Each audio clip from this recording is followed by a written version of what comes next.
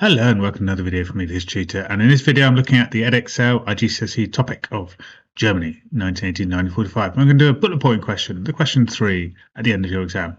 And we're going to look at Hitler's control of Germany.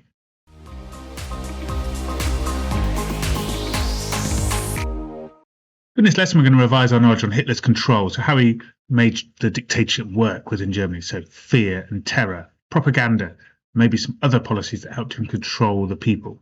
We're going to put all this together to produce a really good bullet point answer, question 3 in your exam. So work with me in this lesson. We'll work through how to answer that question successfully. Firstly, though, look in my revision guide and see if you can revise your knowledge on Hitler's control, and then we'll have a quick quiz. Okay, so here is our quick quiz on Nazi control tactics, looking at terror and propaganda in particular. So have a look through the revision guide pages, pause me now, and fill in the answers. Okay, so who led the terror system in Nazi Germany? So that's, of course, Heinrich Himmler, who's head of the SS, and then that led things like the concentration camps, the Gestapo. So he's head of that fear and terror system.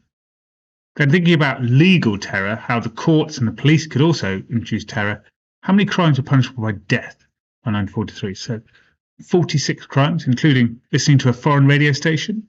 So that might mean you're a traitor to the country, of course, if you listen to foreign radio stations. Question 3, name 4 key parts of the terror system. We've got Gestapo, the secret police, the concentration camps. That's not a death camp, that's later on. Concentration camps are more about punishment and re-education of an enemy of the Nazis. The SS and the SD, they're to do with the black shirts, and the Nazified police and court system, so the legal terror system as well. Okay, number 4, who led the propaganda system in Nazi Germany? So you've got Joseph Goebbels, the propaganda minister. So he was obviously in charge of re-educating the people and propaganda and indoctrination to ensure that people had Nazi ideas and Nazi values. So one of the big threats to propaganda was newspapers. There were lots of newspapers out there. Goebbels worked hard to try and control the press and all the news, so it was Nazified. One of the best ways of doing that was through having a Nazi newspaper. Der Stürmer was the Nazi newspaper, with Nazified ideas, Nazified articles to brainwash the people. So what was the cheap radio the Nazis called? So that was the People's Receiver. So in the 1930s, radio had become a big thing, coming out of a place like America where lots of homes had radios. You could have music and talk and documentaries on the radios. People would sit around as a family listening to the radio, much like people might do with TV. To ensure everyone had a Nazified radio, the People's Receiver, they were sold very, very cheaply, and they could only really receive the right radio company. They couldn't receive foreign radio stations. So it was just going to be those Nazi messages to indoctrinate and brainwash people that came through that wireless. What percentage of people had a radio by 1939? So 70% of people had a radio, so a great success of selling the cheap People's Receiver. Lots of people could be brainwashed. And how many public loudspeakers were put up so people could hear the Nazi messages from the Reich radio company? So there were 6,000 across the town cities of Germany. Similarly, the Der Stürmer newspaper was put up on display boards across Germany as well, so people couldn't escape the Nazified articles in that either. Okay, so let's have a look at the question now. So it's question 3. Nazi terror tactics were the main reason why Hitler was able to gain control of Germany in the years 1933-39. How far do you agree? Explain your answer. You may use the following in your answer: terror tactics, propaganda tactics, and you must include information of your own. And it's 16 marks. List now some of the skills you think we'll need whenever we're doing this type of question. So you can always refer to this. So pause me now and list your ideas. Okay, so here's what I think you need to do. So you need to write a appeal paragraph explaining each bullet point. And as I'll come to in a minute, that does also mean the end one where it says including information of your own. So we're looking for a appeal paragraph, point, evidence, explain, link. What does that mean? So first you need to write a point of argument supported with some factual examples about the bullet point. Then we need to do a factual argument about an idea of your own. If you don't do that, you're limited actually to 6 marks if you don't include an idea of your own. So within the paragraph then, once you've given your points of evidence, you need to explain and think about the impact of this and explain with focus on the question. You also need to evaluate your argument. So link and explain. So think about a furthermore for an extra positive if you think that idea is really important, or however something you think is not so important. Once your bullet points explained, you need to produce a short conclusion. So nice and simple skills. We're looking for 3 paragraphs, short conclusion, explain each in evaluative paragraphs. Okay, so let's start planning our ideas now. You'll find a planning page in your revision guide with terror tactics and propaganda tactics and other your ideas. So look through your revision guide pages now and fill in some examples and then their impacts and how they led to control as a plan. So think about the different types of terror, different types of propaganda and other. Now I'm going to go along with other about controlling workers because they were the main opponents of the Nazis. So what policies were brought in to control the workers? So pause me now and fill in some ideas in your plan. Okay, so here's what I've gone for. I've gone for terror tactics, I've gone for SS and concentration camps and Gestapo. So there's non-ordinary methods of control. And then afterwards I've gone for police and courts. For my SS, concentration camps and Gestapo, obviously that created fear of being watched by the Gestapo, your phone being tapped, about neighbours informing on you, and then maybe the SS will knock on a door and you're sent to a concentration camp. Police and courts, we've gone for the idea of new laws, the new death penalties, 46 death penalties by 1943. You could be arrested by the police and put through the courts and then legally controlled by fear and terror. The propaganda tactics, we've got propaganda and censorship in newspapers and radio to consider first of all as our example.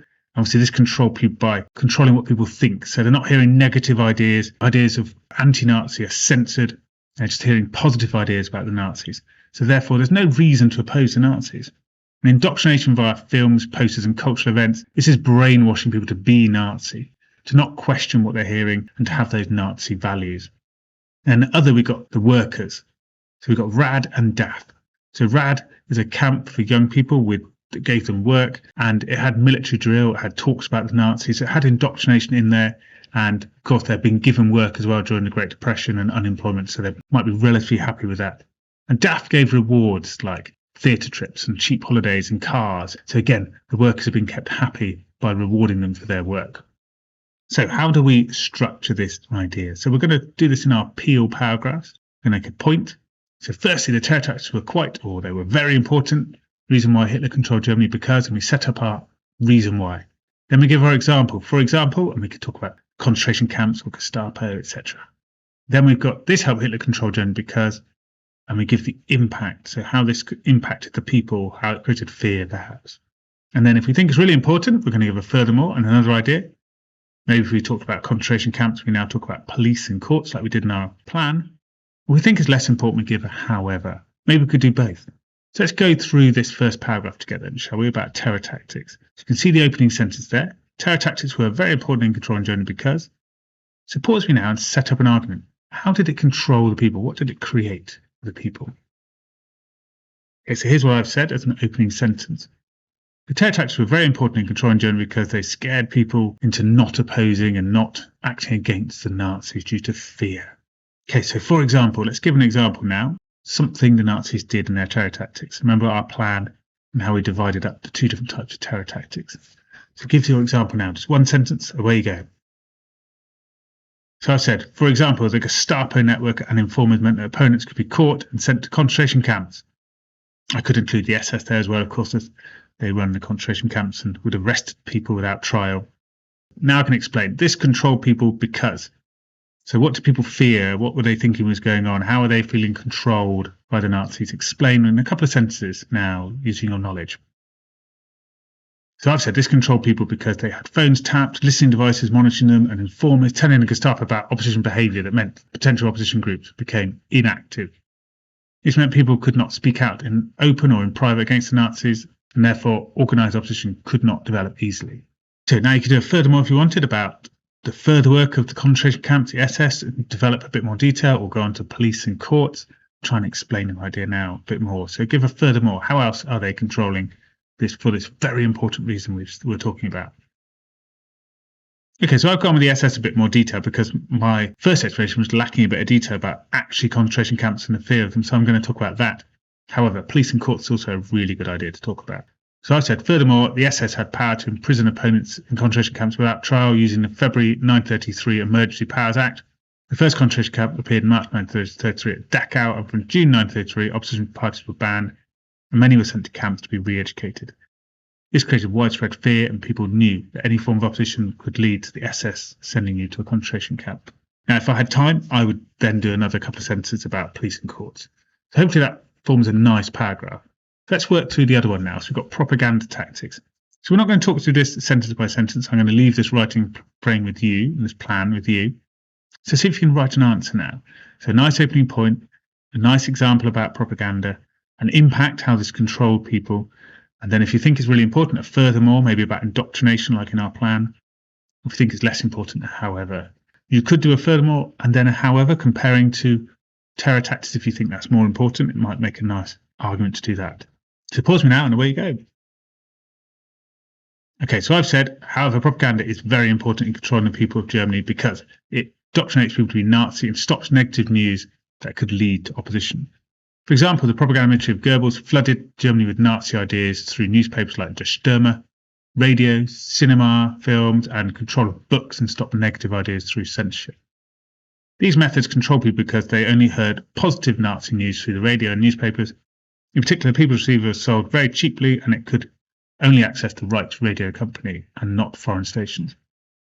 This meant people did not hear alternative ideas to the Nazi message, obviously were controlled. Furthermore, German culture was carefully controlled as undesirable books were burned and films were created with a Nazi message, like anti-Semitism in the Eternal Jew film. This controlled people as Nazi culture only spread Nazi ideas and beliefs. Okay, so it's a nice paragraph. I feel like I could maybe compare, if I wanted to develop my conclusion there, is it more or less important than control, and set up an idea there. So I could say this is more important than control because it's actually removing opposition ideas before they even happen by indoctrinating people in the long term, perhaps. I could set up that idea. So finally, let's go to policies of the workers and think about this one. So again, I'm not going to talk you through sentence by sentence. See if you can set up an argument, maybe having a think about how the workers are kept happy. They had a natural opposition, the left wing versus the right wing, as it were. So they had a natural opposition. How are they being controlled? Think about RAD and DAF and how they're important. But it might not be the most important in your mind because obviously fear might be more controlling of them than some nice policies. So pause me now and give an argument. Okay, so I've said, finally, policies to control the workers was quite an important reason why Hitler controlled Germany, because workers were natural opposition to the Nazis and they needed controlling. For example, to control them, Hitler banned workers' trade unions and made a Nazi union for workers to join called DAF and a work scheme called RAD. These helped Hitler control workers because RAD was a worker camp that gave young unemployed people work, but also tried to indoctrinate them with military drill and evening classes in Nazi ideas. So furthermore, DAF tried to keep workers from being opponents by giving workers cheap holidays, trips to events, and specialist items like cheap cars. This was to keep workers happy and stop them being opponents. However, this is not as important as terror or propaganda. So as the banning of unions and required enforcement through terror tactics to arrest opponents and place them in concentration camps, therefore showing that terror was more important. Okay, so finally you would give a short conclusion. So you'd want to compare different factors. You want to say which is the most important, maybe terror, why it's the most important, how it's more important than propaganda, how it's more important than the workers' control, to set up your final argument. Okay, and here's an example of what it might look like. You might say something like, in conclusion, terror was more important as this removed opposition groups from society and meant that they were unable to share their message. The success of terror was shown by only one group emerging opposition, the Confessional Church, and most of its members were sent to a concentration camp. Whereas propaganda and policies to workers could limit the opposition message, but it could not eliminate it or their messages. For instance, propaganda could support the German Christians, but did not stop the Confessional Church. Therefore, propaganda and workers' laws could be successful if there was a successful terror system. Okay, well, I hope you found it useful to go through that bullet point question and you see how to set up the whole answer and how you're going to create those nice peel arguments and evaluate your ideas. If you found it useful, have a look for my revision guide. You've got a link in my information for an Amazon page and also a link to my playlist for more help. If you found this really useful, I've got lots of help for you. Be successful in GCSE exams. Well, hope to see you again soon. Bye bye for now.